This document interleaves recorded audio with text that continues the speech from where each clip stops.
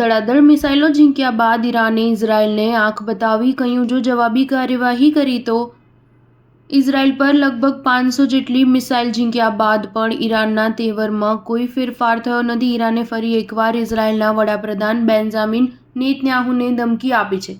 ઈરાની સશસ્ત્ર દળના chief of staff major general Mohammad બાગેરીએ કહ્યું કે જો ઇઝરાયલ ઈરાન દ્વારા કરાયેલા મિસાઇલ હુમલાનો બદલો લેશે તો અમે ફરી ઇઝરાયલ પર કહેર વરસાવીશું.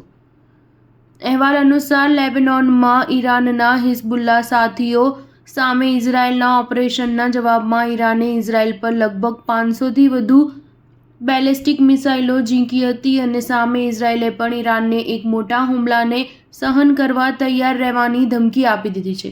આ સાથે મધ્ય પૂર્વમાં ફરી એકવાર તંગદિલી વ્યાપી ગઈ છે. આ દરમિયાન ઈરાનના રાષ્ટ્રપતિ મસૂદ પેઝેશ્કિયાને ઇઝરાયલના વડાપ્રધાન બેન્જામિન નેતન્યાહુને ચેતવણી આપતા કહ્યું કે ઈરાન યુદ્ધ નથી ઈચ્છતો, પણ નેતન્યાહુ શાસનની આક્રમકતાનો નિર્ણાયક જવાબ કાયદેસર અધિકારોના આધારે શાંતિ તથા સુરક્ષાના હેતુથી આપવામાં આવ્યો છે. આ કાર્યવાહી ઈરાનના હિત અને નાગરિકોની સુરક્ષા માટે હતી. સ્ટાર ન્યૂઝ 7 હંમેશા સચ્ચાઈની સાથે.